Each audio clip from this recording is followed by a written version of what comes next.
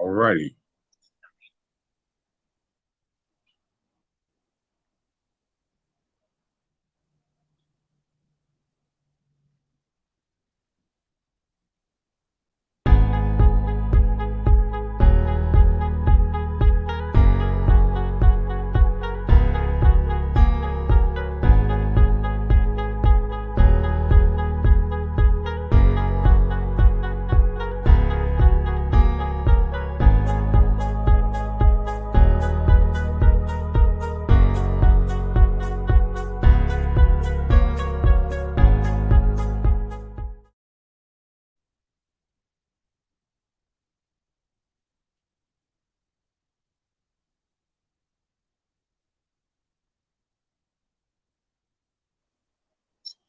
Hello, thank you for joining us once again on this lovely Friday evening.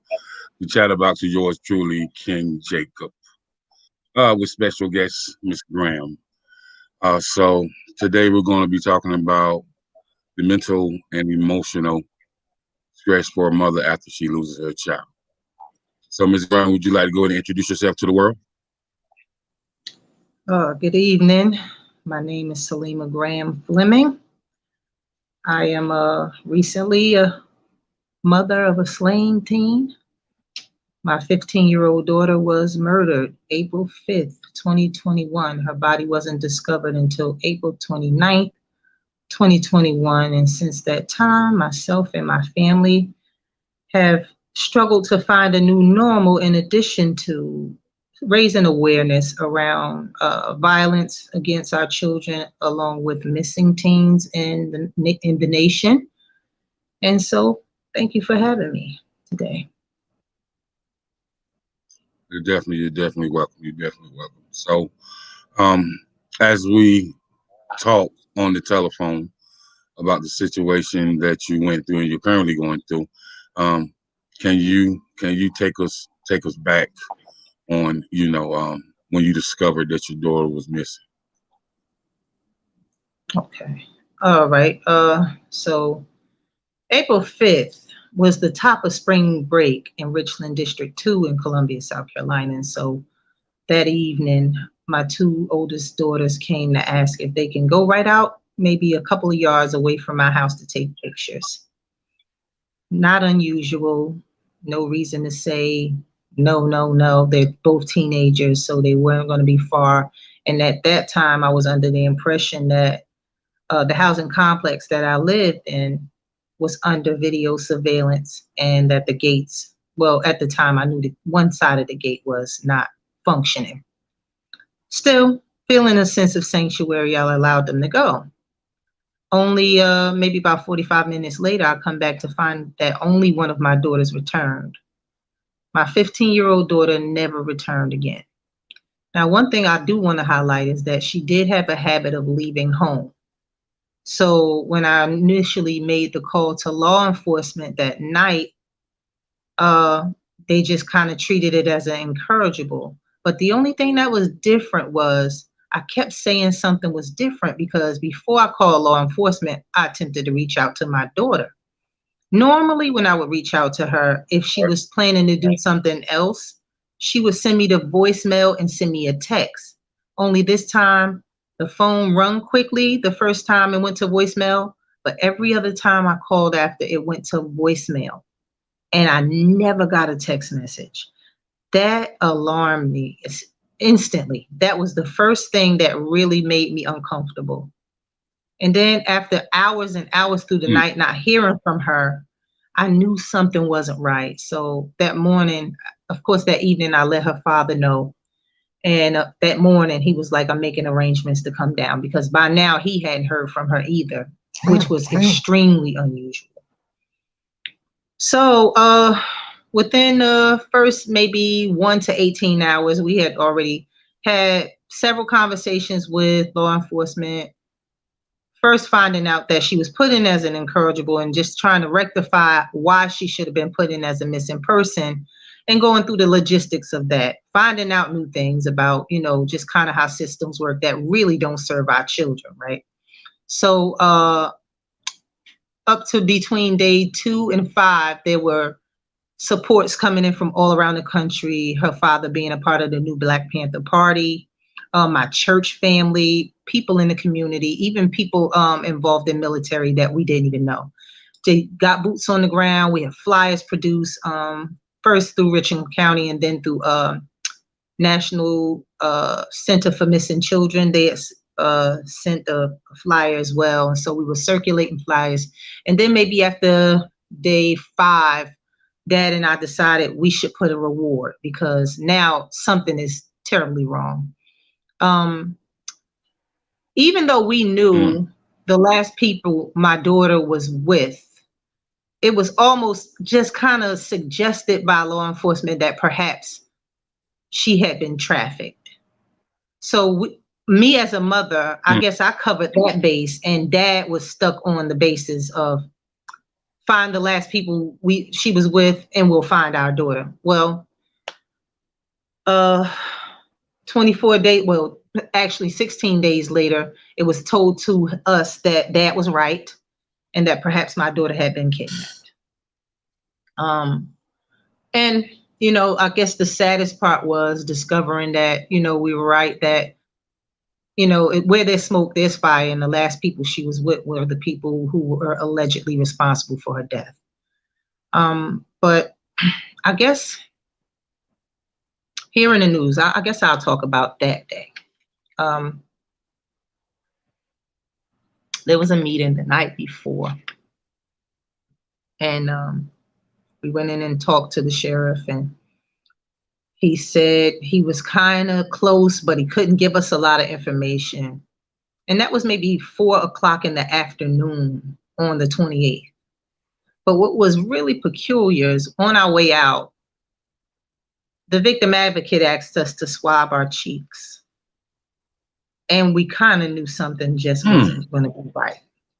So we left out, and I had a conversation with Sharif, and he said, we're going to know tomorrow, dead or alive. And I remember the feeling that kind of rushed over me.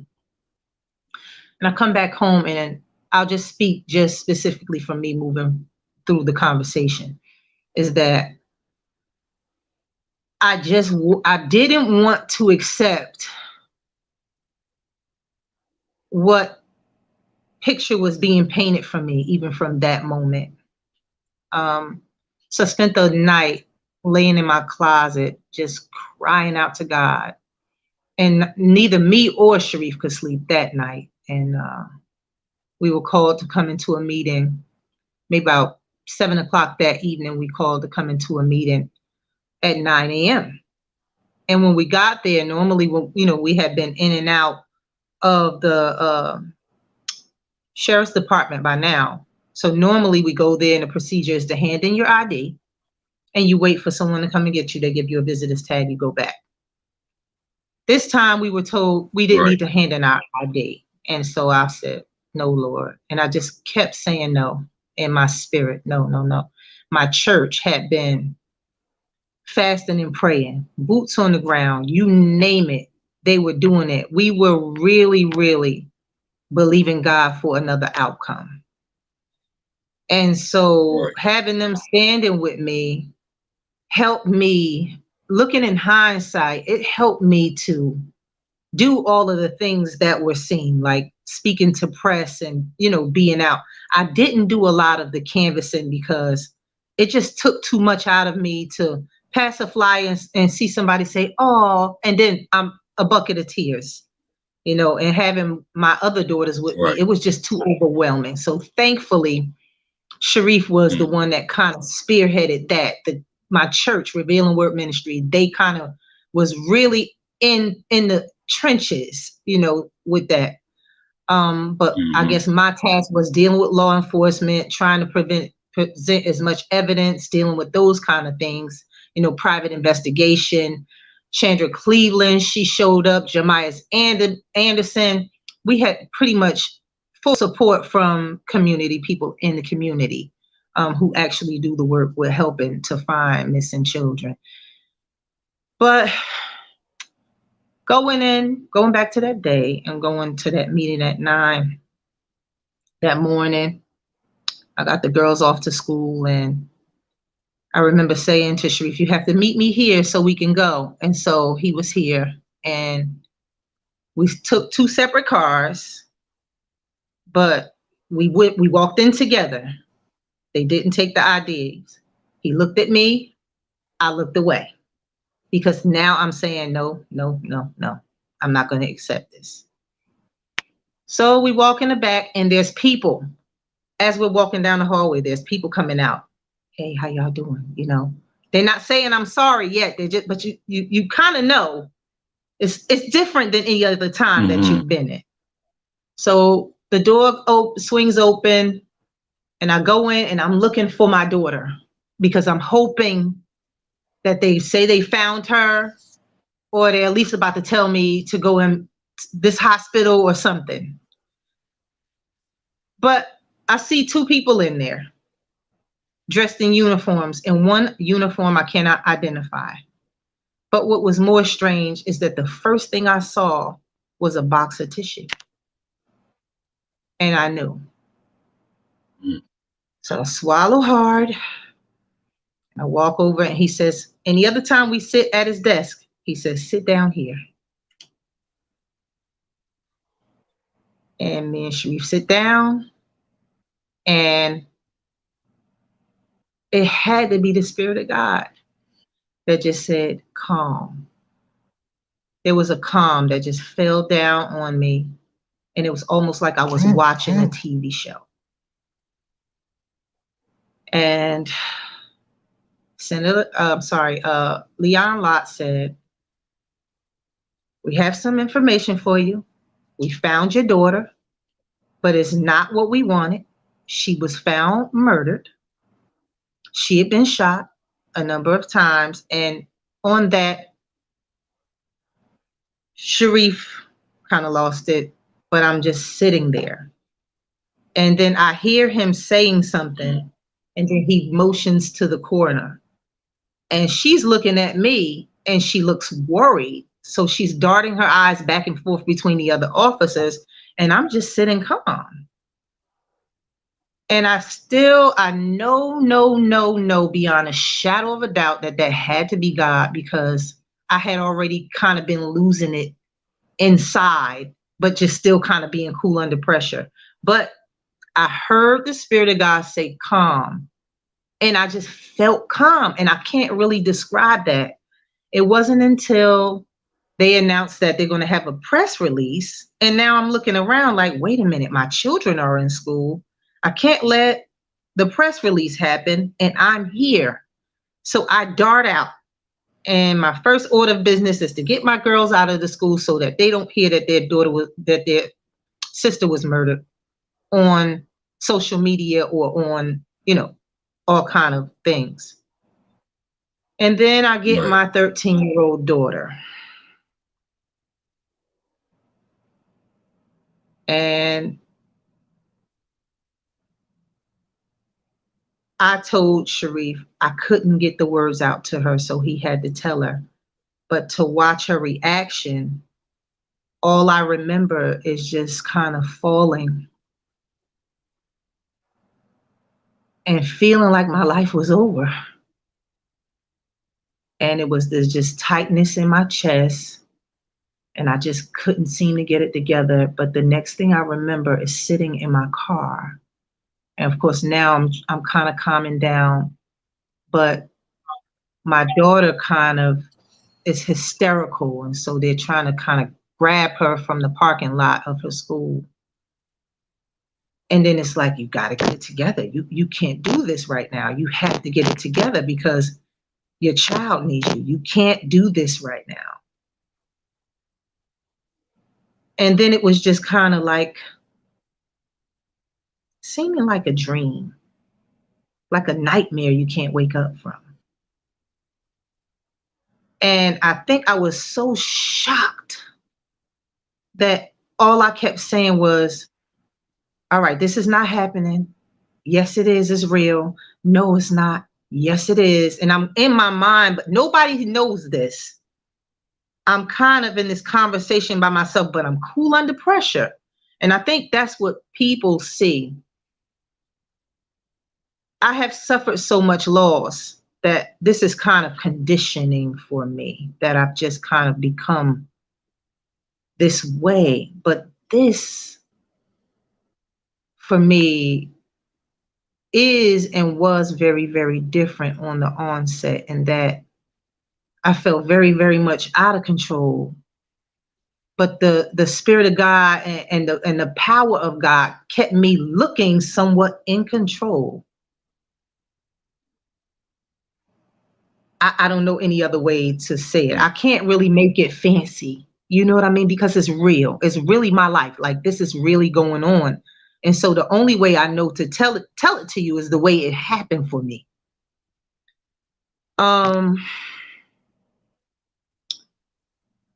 I think subtly that day I had a few breakdowns. My pastor came right away. And it was like, no. And I guess I'm seeing these peaks of people reminding me that it's, you know, it's real. And then I turn it on because I have to see it. I have to see it so it can be real to me somewhat. Mm-hmm. But then I remember asking the coroner, can I see her? And she said, I'm so sorry, but you can't. And sitting here looking at the press conference, I kept hearing that. And slowly I just started breaking down, because it's like, they're telling you this. And this is supposed to be real, but how do you know? You're her mom. You're supposed to be able to at least see her, right? But in this case, Right. because her body was so badly decomposed, no one can really view her. She had to have an autopsy, of course, because of the manner in which she was killed. And then she was placed in something called the Ziegler case that goes inside of a casket. And so both are locked, and there's no way to view her. So I've had those thoughts of, maybe they had it wrong. Maybe it's not her.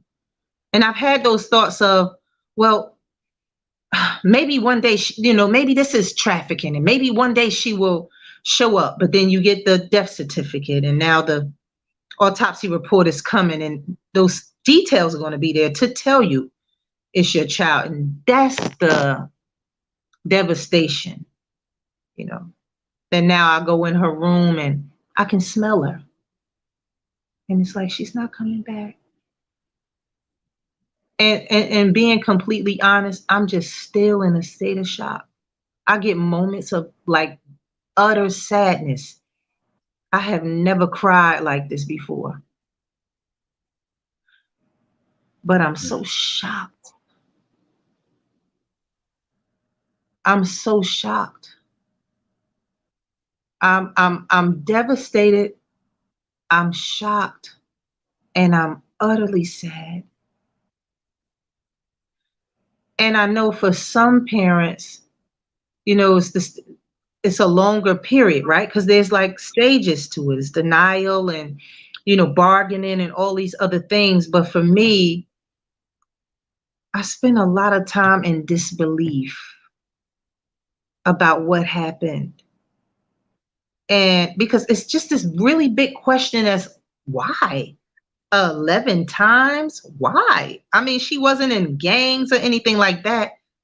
It's presumed to be gang related, but I know as her mother, it's not on the side of her being involved in a gang. So I want to know why.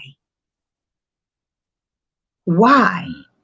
And I think that's why I'm in such a state of shock. It's because I have to know why. I want to know what provoked this. So, I mean, day to day, it can look anything like struggling to get up and feed myself, or even shower, to getting up, getting involved in all of these other efforts we have surrounding this, trying to make sure that this doesn't happen to another family, being completely driven. It just looks different every day.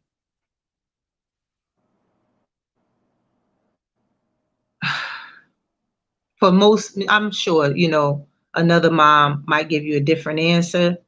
I have my moments where, I'm like, I can't do this. This is too much. Right. But then I have moments where it's like, you need to get up and fight.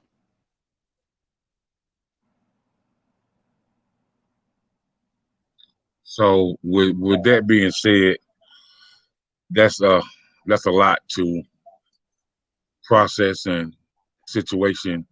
Um, is wow. It's deeper than most people think. So during that process, um, after you found out that your daughter was murdered, and after you found that she was um, shot 11 times, what was the process mentally, emotionally, and how did you um, seek that spiritual growth with God to help you get through? Well, first of all, I thank God for prayer. I thank God for prayer. I thank God not so much for my own prayers, but for the prayers of the righteous. You know, one translation Right. says the prayers of the righteous are effective. People I don't even know have been praying for me. I get people who might inbox me that I've never had a conversation with that said, I woke up this morning and you were on my mind. That is the Spirit of God prompting people to hold me up in prayer. That's a privilege. When I heard it, I was like, thank you. But when I start to see what it's doing in my life, I feel favored by God in the process. That even though this is a bad situation, God has me on his mind enough that he's been dropping me in the spirits of very strong believers all over the world that I don't even know. And they have been praying for me. And I remember Pastor Jerry Carter out of New Jersey said, if you ever want to know how God feels about you, look at the grace over you, uh, the provision before you, the mercy under you, and the people around you. And that stuck with me. And just in the process, I can't tell you how thankful I am. People sometimes think they're offending me and they're not. I'd be so happy to hear from these people that they really are thinking about me. Granted, there are people who might be cliche saying they're praying for me. I'll take it all because they didn't have to say that much. I'm grateful. Right. I'm so grateful. I have never experienced this amount of support during grief and loss in my life. And in the last 11 years, I have lost just about everybody near and dear to me. My parents, my brother, my niece, my favorite aunt and uncle. Boom, boom, boom, boom, boom. All in a matter of 11 years. Now my daughter. And God knew I would need this support. And I'm just grateful that I don't feel forgotten. I might have periods where I might feel alone in my grief, but I don't feel forgotten by God because so many people have been showing me so much support. And at first, I was Mm. just so overwhelmed. I was just like, God, I can't believe so many people are being so supportive. I'm so thankful. I'm so thankful. Because I know it's the only reason why I'm able to keep going.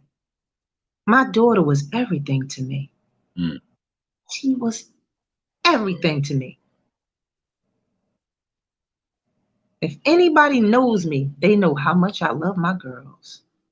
And my Sanamahari was my firstborn child. She was my promise. I was told I would never have any children.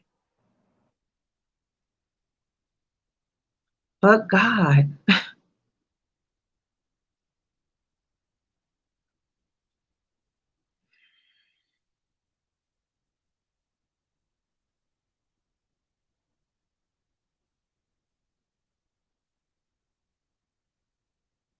I'm just grateful. Really grateful.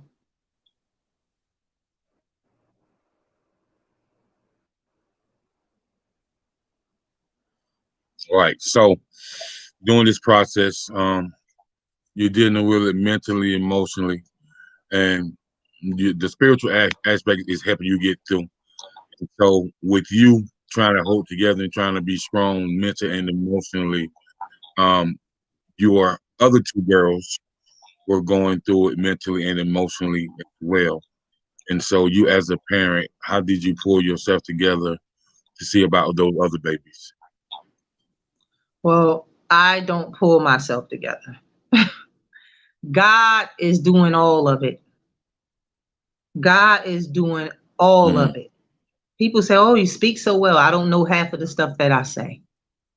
I pray and I stand up and I speak. That's it. I'm not here for any fanfare. If this is not what I wanted to do at all. But I have decided that I'm going to give God a yes.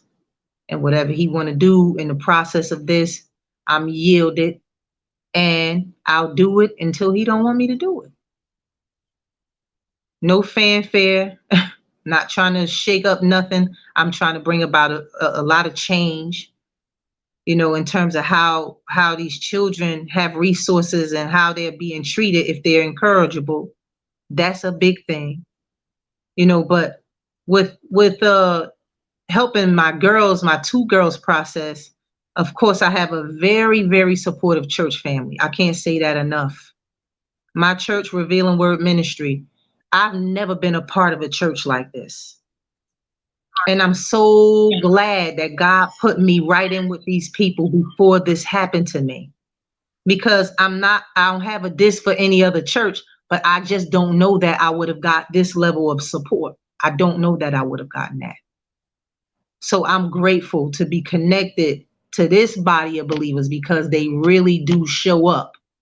They really do. And so we've had everything from therapy sessions at our church, to the girls having individual therapy. And it is a process because my 13-year-old is totally traumatized. Totally. My 5-year-old, it might be a day I might walk in and she might be on her sister's floor, curled up crying. Last Saturday, she walked out of the room. It was about 11 o'clock. She had a blanket draped over her and she's under it sobbing.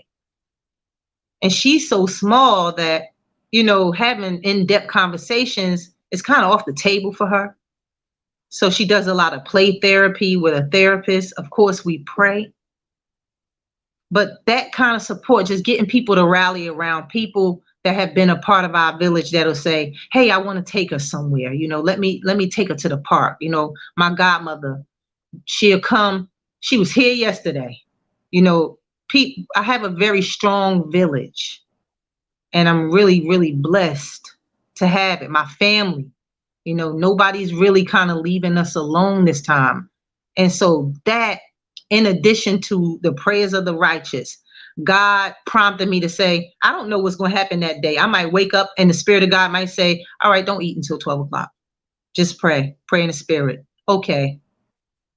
And I'm just trying to be as sensitive as I can to whatever God is wanting to do.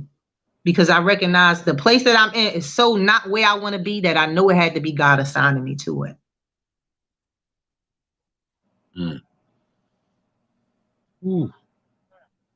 Have mercy.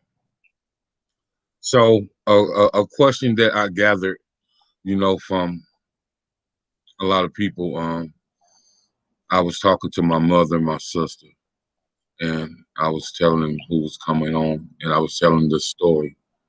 My mom said, my God, I seen this on the news. She said, God bless her heart and her soul. God bless her family. I'm praying that God's going to cover them and keep them. And so we was talking, and I'm sitting in my mother's living room, and I got my head like this, and I'm thinking, and a question comes to mind, because a lot of people can't feel your position because they're not in it. So my thing is, what does a mother do when she's seeking for answers, and how does she move forward daily when she has no answers? Prayer, and more prayer. Anybody in this situation, you are not going to be all right if you try to do it on your own. If you do not connect to God, a God of your understanding, You are not going to be all right. You need God. Flat out. I'm not speaking on behalf of nobody but Saleemah. And you need God.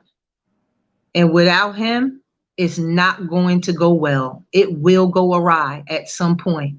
You can't do anything like this on your own. Losing a child, it's a devastation you can't really verbalize. It's a devastation. And the way my friend Toby Riley, he's one of the strongest people I know. He said, you have now become a part of a committee that nobody wants to join.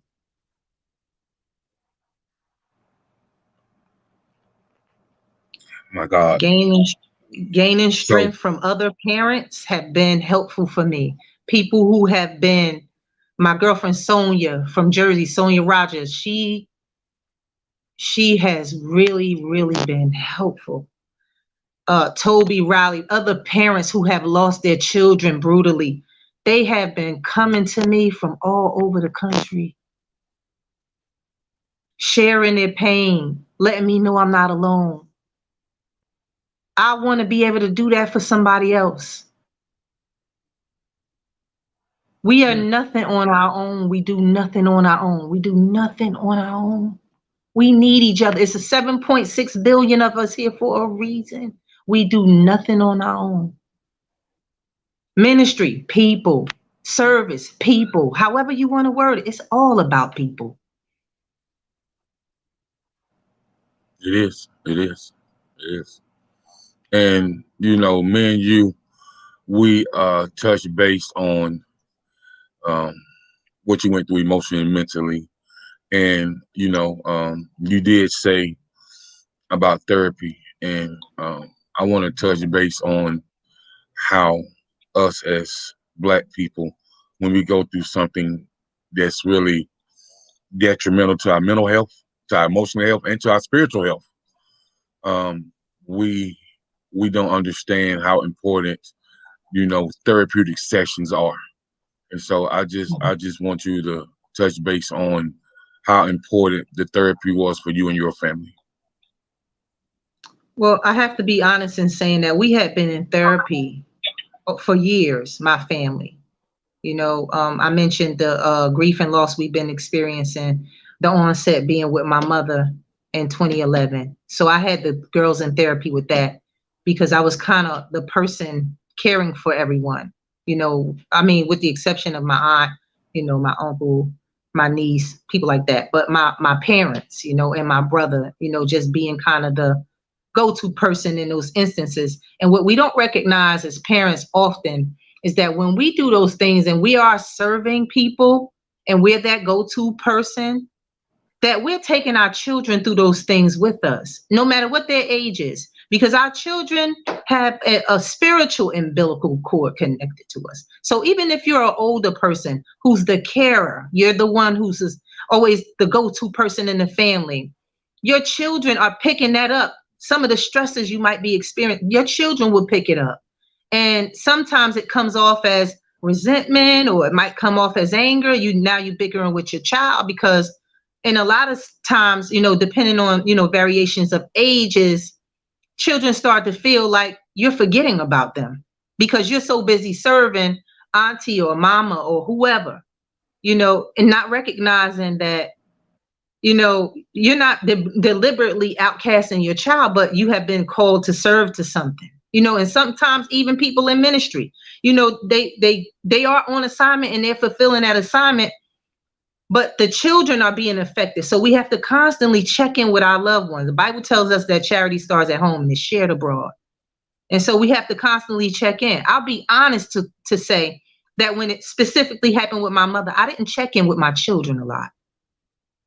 And so I didn't recognize that they had gone through a level of trauma with losing my mother too. Watching my mother go from taking them to the corner store with lollipops to being in a bed, not being able to talk for 6 weeks. You know, that took a lot out of them. And so when I started to recognize that they had gone through their thing too, therapy became a thing. But where I started to see where it was more than what I needed to do with therapy, because my daughter mentioned to me at one point, Mom, yeah, you put us in therapy and you were caring for us or whatever, but what happened to the therapy that I needed with you? And the light bulb went off and I started to try to undo a lot of things. But this happened last year. Mm. So now fast forward a year later, Wow. my daughter's been murdered, you know? And so now I'm looking in hindsight at a lot of things. And I'm learning that while some things were done with the best intention, it probably wasn't done the right way. You know, there's a quote that says, just because you can doesn't mean that you should. And so we have to be intentional. And that's That's why right. prayer is so important, because sometimes you think that something is right. There's a way that seems right to a man that ends in death. That's in the Bible too. And you can be sincerely wrong. And then there's those moments where you did everything you could and things went awry. Those are times when you really need to just be before God with the acceptance of that thing.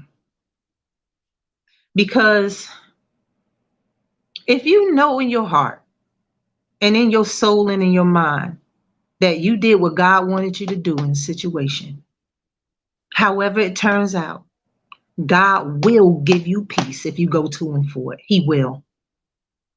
I'm a witness.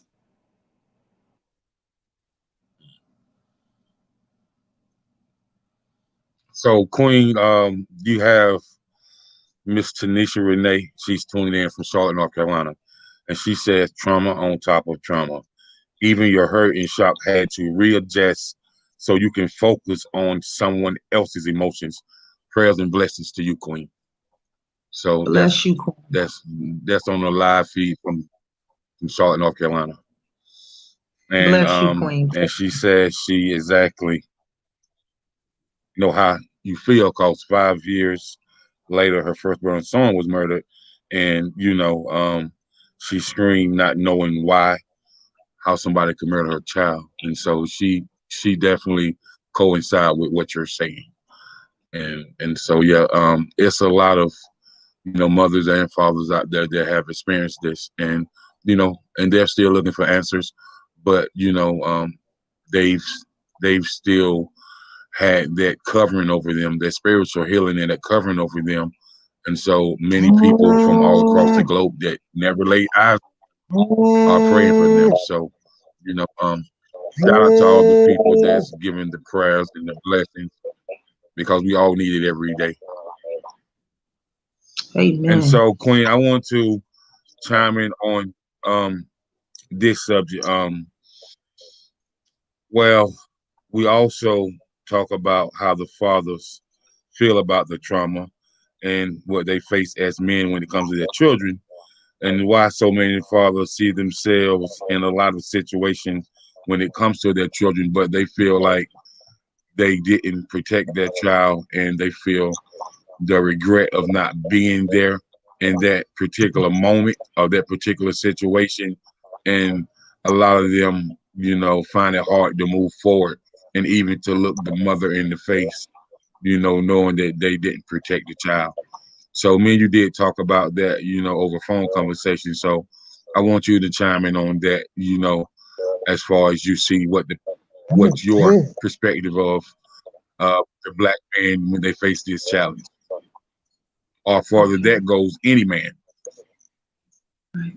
Okay, so the first thing I want to say is, at the memorial for my daughter in New Jersey, I wanted to make public to my daughter's father, Sharif Amenhotep. I said to him, you didn't fail. And I hope I'm in order in saying this. But I had a conversation with him, and he shared with me, and I've been knowing Sharif since I was 5 years old. So there's a lot of history, with us. Our families are very close, things of that nature. But he shared with me that, he didn't know how to be a father. And he gave some tidbits about some of the things he experienced from his own father. And so he was telling me in a nutshell that he just kind of did the best that he could.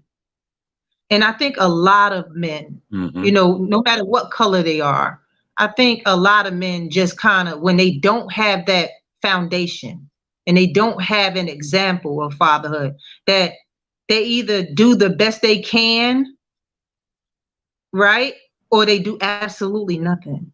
And so what I say to fathers in a situation like this, to the father who was involved and the child decided to choose something abstract, you know, maybe, you know, the child was wayward or something, whatever the circumstances was, we really don't care when they pronounce your child dead. I don't care what your child did. When they come and tell you that your kid is deceased, this still your baby. And so for that father, I would not word it as a woman, and there's plenty women out here who feel like this, okay? But I would not word your feeling a failure. See, a failure is when you just don't do anything or you just give a little effort, right? And, oh, it just doesn't go over well. Well, no, let me rephrase that, because I think what I said to you earlier is that failure is just doing nothing, right? So when you go to school and you don't do the assignment, you fail because you put no effort in it. You put no initiative in it. You might get a failing grade, but to fail means you just didn't do absolutely nothing. In this context, that's the way I want men in particular to view that. So for the father who was hands-on, co-parenting, and feels like a failure, I want to let you know that it's not failure that you're experiencing. It's probably more like helplessness or hopelessness, because Black men in particular have been fighting against or fighting for something all of his life from a little boy, right? You better not cry. You better not do this. You got to be strong. You got to do this. And so those things translate into when you don't do those things, you fail. That's not necessarily the case. And so for any man who has showed up for his child, and this has happened, I need you to know from a woman that you are not a failure. You did not fail your child. Now, for the man who might feel some regret for not showing up in a way that he know he should have, I would say fix it now. There are ways to fix it now. This might have been your only child, or you might have other children, but you have an opportunity to fix it and change it. Don't stay the way that you were. Learn from it and move on. Forgive yourself. Forgive yourself. Everybody has a why to why they do everything. That's why we shouldn't judge each other. But forgive yourself. Forgive yourself. Even if you have to, therapeutic stuff, write a letter to your child. Repent. But move on. I read something today talking about the difference between Holy Spirit conviction and being tormented by the enemy. God is not going to have you wallowing in self-pity. That is not his way. If he said, if any man be in Christ, he's a new creature. Old things passed away. Behold, all things behold, boom, just like that. So forgive yourself. But if I can add anything to this, I'd say this. We need you. Specifically, Black men, we need y'all so bad to start showing up for us. Sometimes I look at certain things and my heart be so broken, like, wow, why don't they love us? Why don't they respect us? They come from somebody that probably look just like us, but they don't respect us. Why? And I get it that there's some people who don't respect themselves, but that's never an excuse for you not to be respectable. It's never an excuse for you. Nobody's going to make me into somebody that I'm not. I'm going to be who I need to be, regardless to who somebody else is going to be. So I want to charge men, start showing up, standing up, stalwart. Do something that's honorable, noble, respectful, something that will make people want to respect you. And that starts by being accountable. We need you more accountable. It shouldn't be that people are shooting in these neighborhoods and killing these kids and our men are not showing up and saying nothing. That would never happen in another community. Why us? I need answers. And if there is no logical answer, let's start seeing some accountability. We need to do that.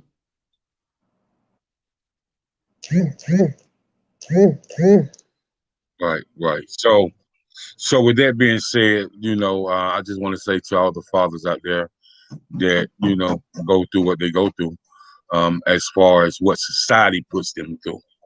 Um, you got to you got to hold your head up and just understand who you are, because knowing your identity, as a man is one thing, but knowing your identity as a man and as a father, that's a whole different type of ball game. And so it's queens like you that definitely lift us up and encourage us and keep pushing us. So I just want to say salute to you for breaking it down and giving some insight on how you feel about the fathers that feel like they have a lot of regret and feel like they failed. So we want to get into and chime in on your position as a mother, and you gave me a some homework to do. You don't even know it.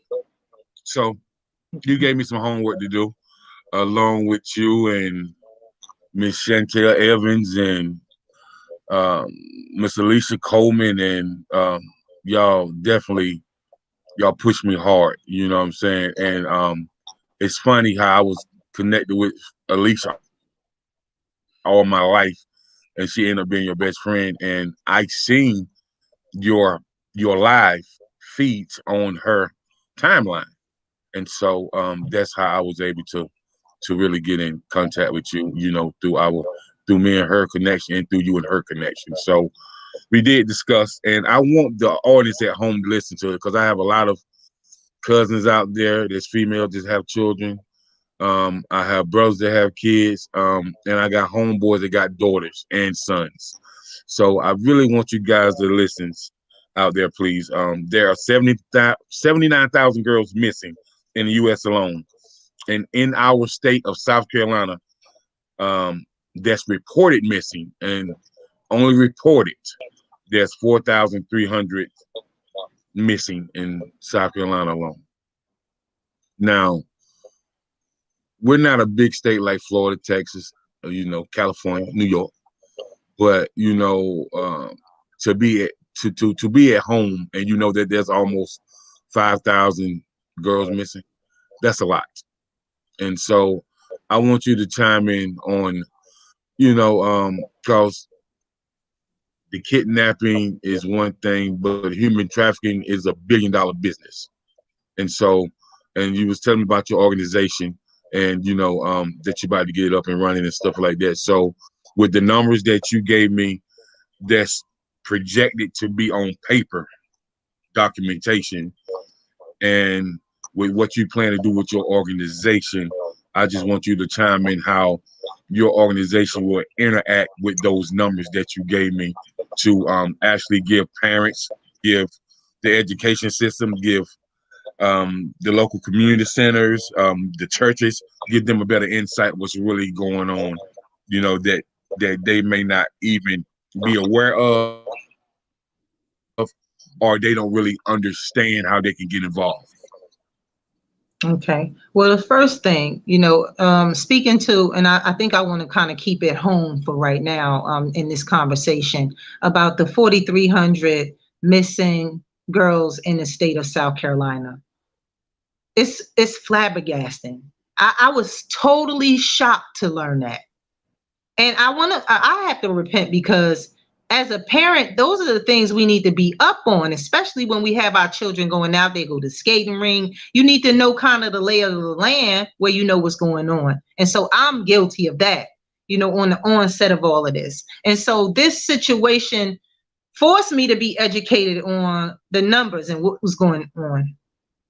Now, fast forward, because we spent so much time looking for my daughter as a missing person and not, abducted, I was able to rub elbows with a lot of private investigators, and just kind of like learning that they do what they do so effectively because they have relationships, you know, throughout the country with each other, and they have different strategies, and a lot of times they do the work for free for families.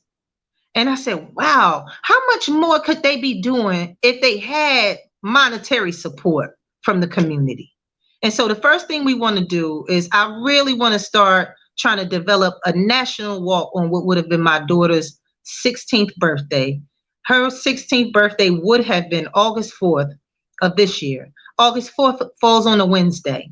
Most people are at work. So our team came up with the idea that perhaps we should do the walk August 7th through August 8th. That will give people the opportunity in church organizations to get involved, where they would raise the funds and they would have to identify. Well, let me go back. In terms of raising the funds, we would charge $16 for registration for anyone in the community, in those communities, that would commit to walking 24 blocks, 24 miles, or 24 laps, depending on where you are. And this would be kind of signifying the 24 days my daughter was missing. All of the funds given at the registration would be donated to an identified private investigator or law enforcement entity in that area. No funds would come back to me. We would be doing this just to raise money to support the people who are doing the work until we can get some laws passed and get some governmental assistance financially on these things for law enforcement, because we understand things take money. We would want to support the people who are already doing the work in kind, who won't ask you for money, but they have people staying up all night long, staking out at hotels, people resourcing all around the country. They're finding girls in New Jersey and finding girls in Florida and Atlanta. And these people sometimes don't sleep for days, and they're doing this work for free. So we want to show them some solidarity, that we stand with them in their plight to try to bring the numbers down with the missing children and the missing girls in our state. And so that's what we really want to do. And what I have a huge ask, only ask I'm going to ask for tonight, is that if you know of an identified agency who will be willing to participate, they can just email me. In a few days, I'll have the link up here. We're starting a nonprofit organization called MOST, Mothers of Slain Teens. And that is where we'll start to outsource with giving support to these families, because we understand that the state of South Carolina will only give you $6,500 for burial. But the average mother, I speak just for mothers, we have a lot of anxiety with putting our children in the ground. If we could do the mausoleum, we would want to do that. And what most would be building that support for those families, for when mom can't go to work for 6 months because she can't get her mind around it. You know, average job is only going to give you maybe 6 weeks if you get FMLA. What about the mom who works 3 or 4 different jobs part-time because she has 5 kids and that's the only way that she could work, because she has to work around the schedule of the kids going to school? What about that mom? What about the mom who doesn't have support, who doesn't have anybody who will go out and help her look for her daughter? What about the mom who's given up because it's already been 9 months and she hasn't seen her child? She doesn't know anything. And I'm so tired of people having an opinion about how these girls are going missing. You don't know the backstory. You don't know what these families deal with in-house. For you to assume that, they got to be leaving for some, you don't know. And half of the time that's coming from somebody with a lack of experience. And that's not fair to do. Because sometimes these parents are really parenting their children. And we're not our children's only influence. Our children get linked up with people all the time. And if it looks fun, remember, the child's frontal lobe is not fully developed. And the part that is exposed is the part that wants to take risks. Our children need our support. They're not there yet. And for these men out here who might be thinking this is all right because the girl looks older, a child cannot consent. If you're having sex with somebody that is younger than you, a kid, it's not consensual, it's rape. Let that sizzle in your spirit. I'm sorry, I get a little upset about that because I don't understand why. And this goes back to us really needing our kings in our communities to have some accountability and stand up. Nothing makes a woman happier than to have security of the men in her life. Nothing makes her feel more safe. And if we had more of that, we have less of this. We have to stop being sold to the highest bidder on everything. We cannot be so morally corrupt that everything is driven by money. When are we going to have a standard that says, if this is going to hurt another person or if it's going to put me in danger, then I just can't do it? When are we going to do that? And then we wonder why our children think it's okay to shoot up communities. We don't have a standard. We have to put that standard back in place. I think I'm done with that. I'm sorry. You're fine. You're fine. You're fine. And message from the president of Unique Blessings nonprofit organization, which I serve on the board of directors of. She says, "Thank you for sharing. This is very important information, Queen. Unique Blessings are here in full support. We are all in with you. Like I told you earlier this week, that we all in with you. And so I'll definitely have her to reach out to you, and we're definitely all in. So, Queen, this is it's a lot. It's heavy. So, to be in your position, I know it's a lot, but to hear this and to try to wrap my mind and my head around this is very heavy. And so, but I really, really, really want to thank you for taking the time to come and have this conversation with me and the Unique Blessings nonprofit organization.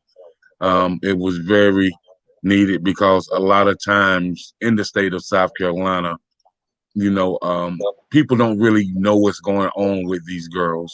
And, and another thing with that, it's a lot of gun violence going on now in the state of South Carolina, which, people used to be like, man, I want to come to South Carolina and live. Y'all just peaceful down there.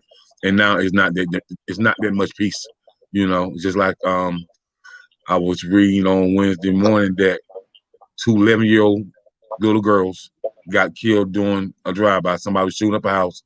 One got shot in the face and died, and then the other one is in the hospital right now as we speak.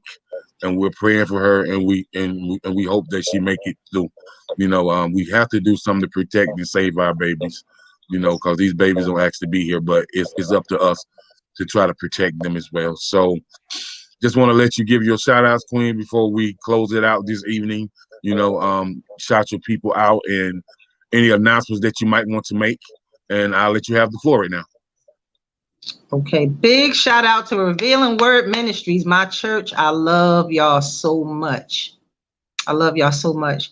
To my family, my friends, people who have been supporting me in prayer, I really, really appreciate you. Continue to support Amenhotep LawOnChange.org. We really need your support. This is about changing laws and putting resources in place for our children, reestablishing our communities nationwide. This is not just about South Carolina. It's not just about what I want to do. This is not a I work. This is a we work. And we do nothing without your support. So thank you so much. Be on the lookout. Website is coming soon. www.mostoutreach.org. Please be on the lookout. By the end of the week, it should be up and running. You'll be able to purchase apparel, etc. Book anyone from the team to speak. I don't do this alone. It's not all about me. And so I wanna ask about the young lady who's still in the hospital, and I wanna be able to pray for them offline, if that's okay. And if you can't give it to me here, if you can just send it to me. We want to be praying for the child that's still in the hospital and the bereaved family of the 11-year-old girl, because prayer is what's going to hold these families together. Prayer is going to do it. Nothing else. And we need the support of every believer. Pray for these people. It is not easy. You don't work through this off of human strength. You don't.